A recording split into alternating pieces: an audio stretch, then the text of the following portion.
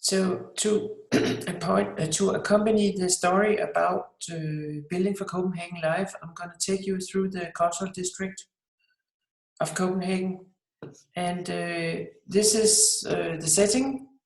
We have this part of the Copenhagen, as you know already by now. It's the oldest part of Copenhagen. And there are a lot of different cultural monuments and places of a great importance that is placed within the center of Copenhagen.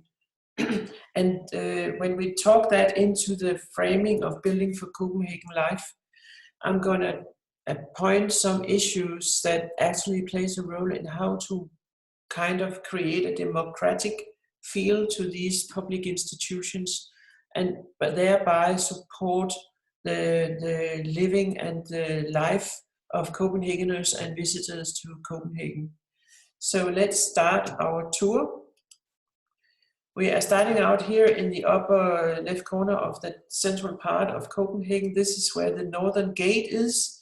And first of all, we're going to go down the pedestrian street here to get down to the islet of Christiansborg.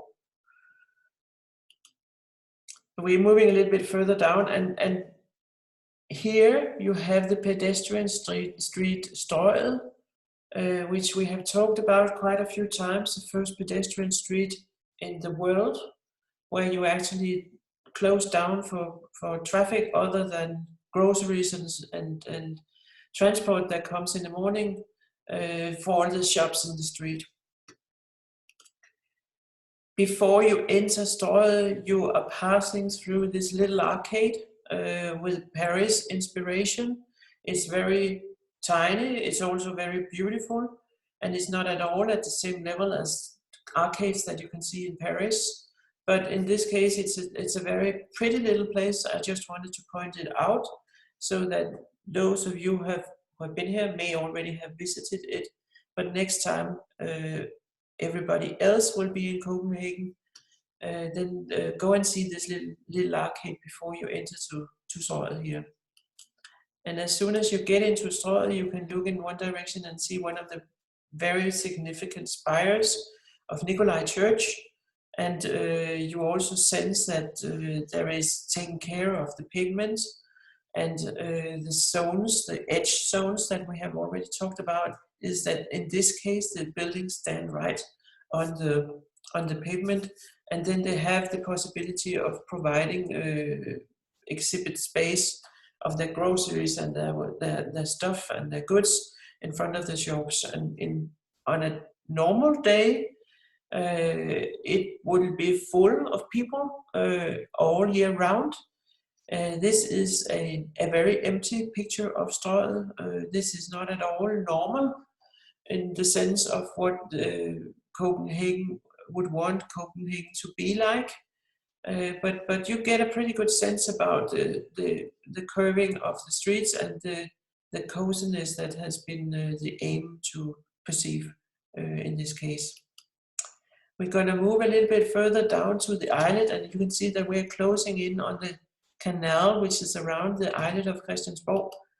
And by the end of this street, which is very dense and very low, you can actually see a big building which is the Christians Church right on the other side, placed here. So we're gonna go down to the corner here, and from there you have a pretty beautiful view of this canal. I'm starting looking in this direction and then panoramating around. This is Thorvaldsen's museum, one of the great artists of Denmark. This is Christiansborg. This is office areas for politicians. These are the royal stables where the royal court have their horses. This is the National Museum, where you have all kind of historical exhibits on Danish history. So that is from this point, you can actually see a number of different important institutions in regards to telling the story about Copenhagen and Denmark. And we move a little bit further down this street and actually take a look from here towards the east and look right in on Christiansborg Slot, Christiansborg Castle, which is in this situation. You have public access all around the castle, and daily the horses the royal horses are being trained in this field here. It is quite picturesque and a good experience to see that. We're gonna go. We have a look down the canal. And by the end of the canal, you have this big building here, which is fairly new. It was built in 2000. It was inaugurated in 2017. I think it was either 16 or 17. And it is like an architecture center with all kinds of activities going on around architecture. And there is also a co-housing, co-shared office space for 150 small and medium-sized offices, and one is mine of them. I actually have my office in this building, which is a very, very nice place. And why I'm pointing it out is that in one way or the other, they have the intention or the vision in blocks, as it's called, BLOX. It is the vision that this should be like a place where you can raise all kinds of creative businesses that have some kind of relationship to the construction field, to the construction sector. So you have architects, you have designers, you have facilitators, you have consultants, you have engineers, you have all kinds of businesses in this area where you can support each other, and that is of great benefit for people working in this space. It is heavily discussed because, as you can see, it has quite a different architecture than the building around it. For instance, here we have 16th, 17th century old buildings that are right next to this very modern glass construction from the 2010s.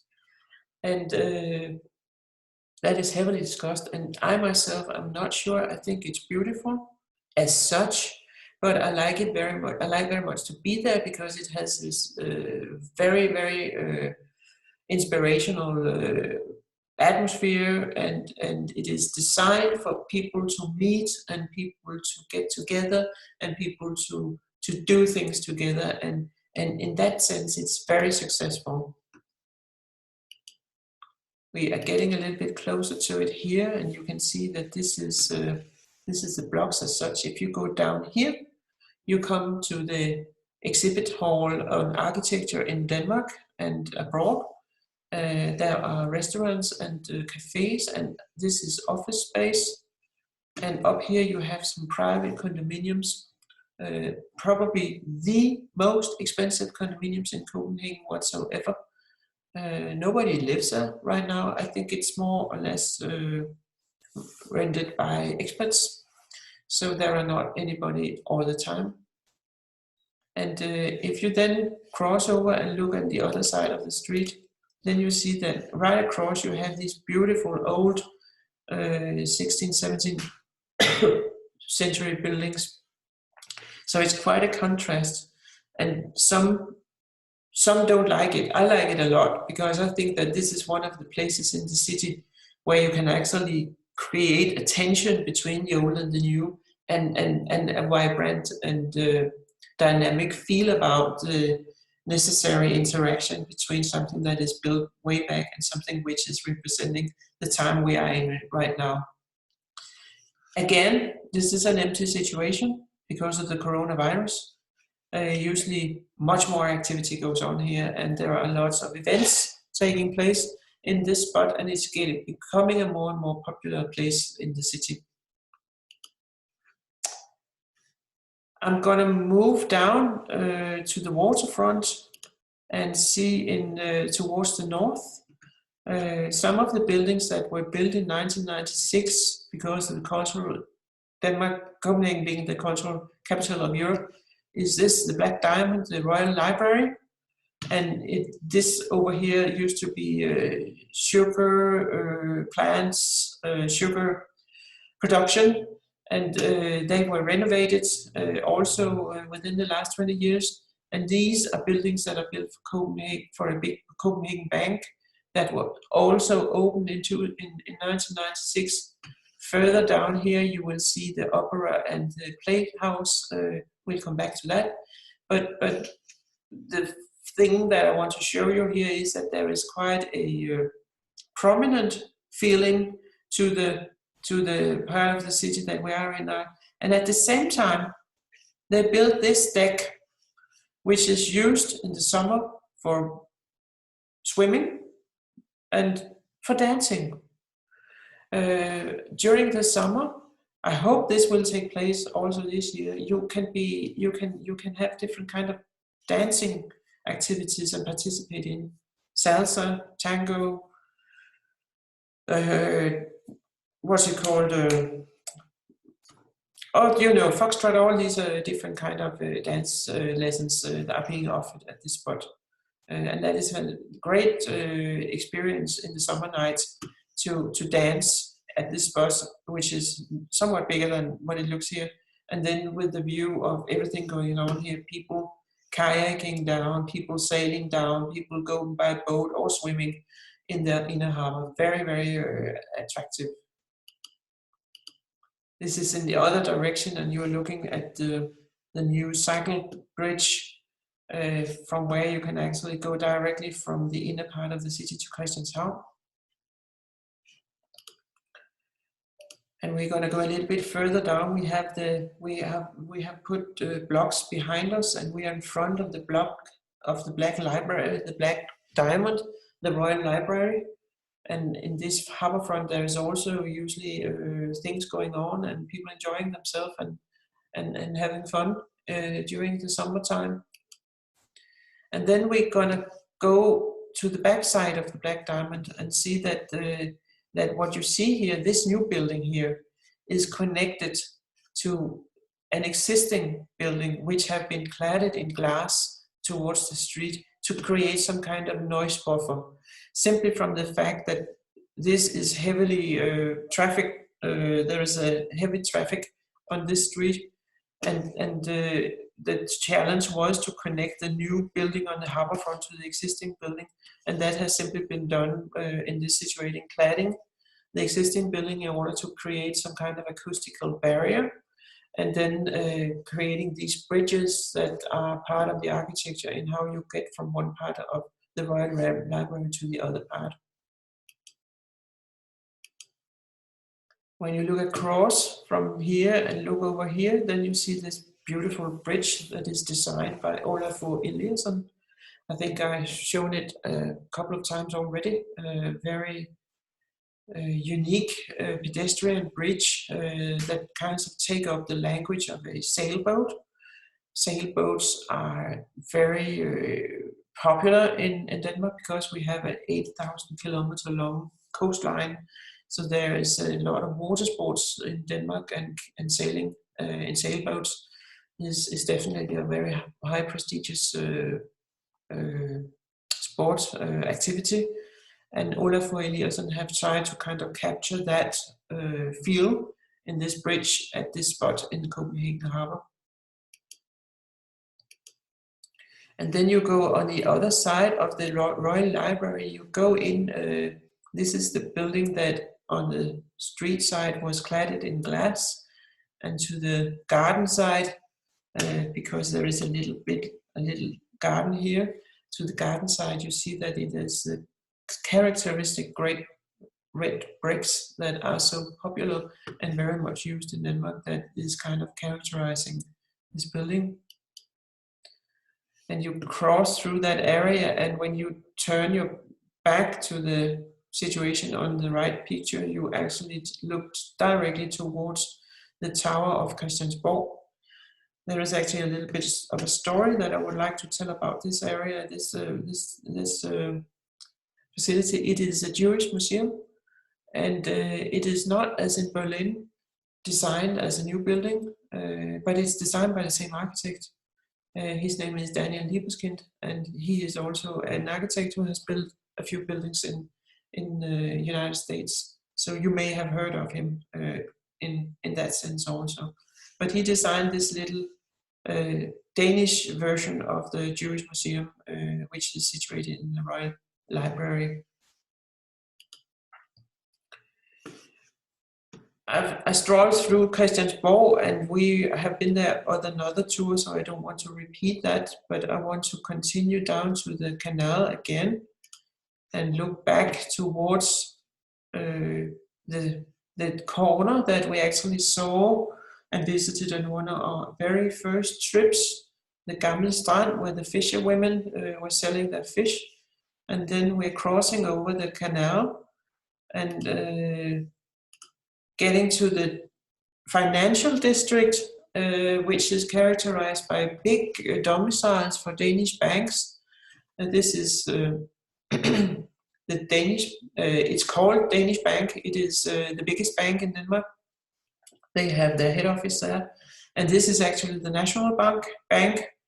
It was designed in the 60s by Arne Jacobsen, who's a famous Danish architect who has also built a borough. And in this, at that period of time, this was really provocative because it was one of the first concrete marble glass buildings in Copenhagen. And it was something that really upset a lot of Danish people because of the strangeness of the way that it did not adapt into the area. On the contrary, it kind of stood out and had its own life.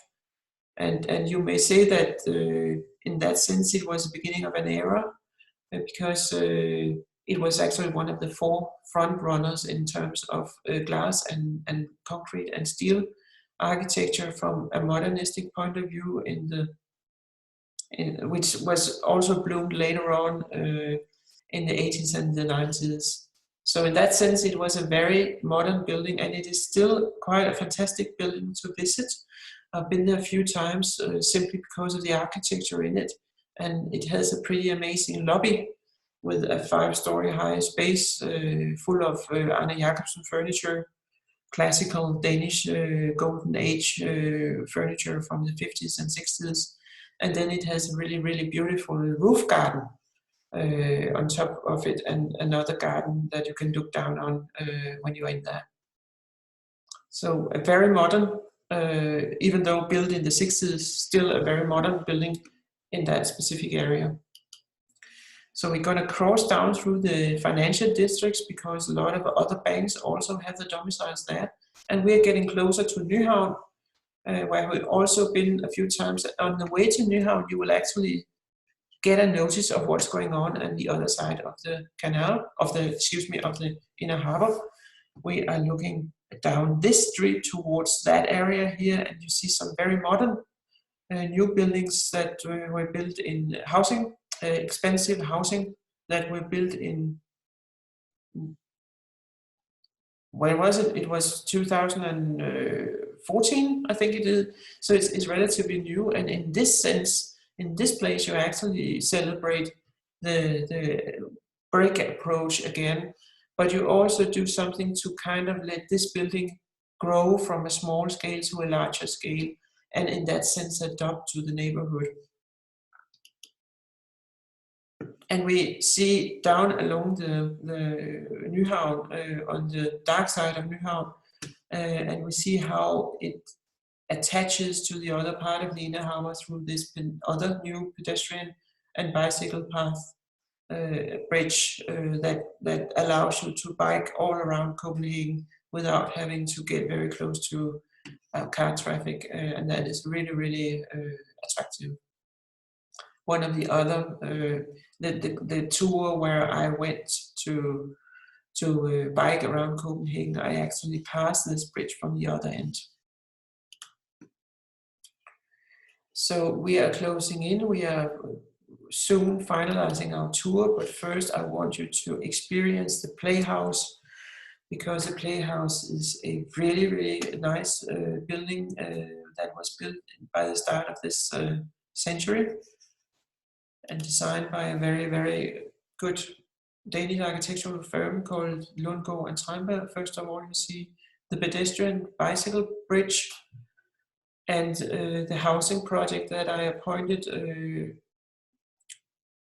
earlier, the connection to the islet of Holmen and to the old Navy area. To there you have the plant, that's the opera, and here you have the Royal Playhouse, which is the building that I also talked about, how it actually also adapts to the neighborhood by having something that connects in the smaller scale, and then withdrawing the larger necessary functions into backside of the building, so that the overall impression is that it adds to the area rather than takes from the area.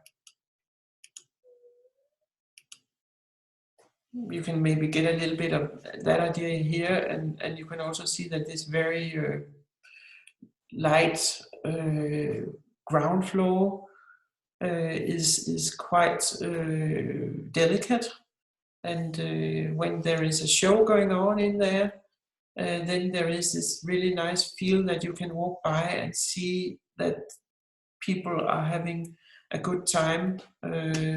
That's the lobby. That's where the Playhouse has all the breaks in the shows and the theater performances. So the sense of a festive and nice cultural event kind of glooms out through the very lightweight, beautiful facade here, which is kind of different from the facade on the Royal Opera House on the other side of the harbour. Closely connected to the Royal Playhouse, there is this beach, Ophelia Beach. Ophelia is the princess that the Prince of Hamlet fell in love with. So she has a significant role in the Danish history as such, and she has the main part of the play around Hamlet as his fiancée, his love. So this place, this pier, is named after Ophelia. And also in this case, we are in a place where you can have really nice outdoor shows and other kinds of events. That is Amalienborg Castle that you see over there. And you look to the north along the inner harbor, and this is the pier. And right now there is an installation there, and you look towards the opera here. And you can see that that facade over there is not at all as lightweight and beautiful as in the Royal Playhouse. You look back towards the city, and you look back towards the playhouse there. So I'm gonna crawl along this edge and get to a garden that was given by one of the big mentors, rich mentors in Denmark, to the royal family. And from that garden you can look directly towards the opera, and here that facade, which is nothing like the Royal Playhouse facade, but it's quite a prominent location for this opera house, which was also what this mentor wanted it to have, because he also wanted it to be kind of celebration of his role in Denmark. An old school way of thinking of oneself, but in this case, as he paid the opera for the Copenhagen municipality, and he was very closely connected to the royal court, it was permitted to give this opera such a prominent position. He died 5 years ago, so it's a relatively new story. It's not like something that went on in the 15th or 16th century. It is actually something that has taken place within the last 20 years. just to give you a glimpse, I'm turning my back to the opera. I'm looking in the other direction, and I'm looking through the master plan of Amalienborg, the royal castle, towards this church, which is called Christianskirken. That's not true. It's called Marble Church, and has also a prominent role in regards to royal events that takes place there. And last but not least, moving through the city, ending up at one of the biggest, most popular grill venues in town.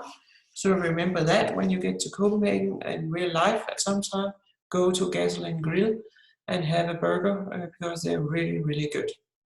And that was all for today.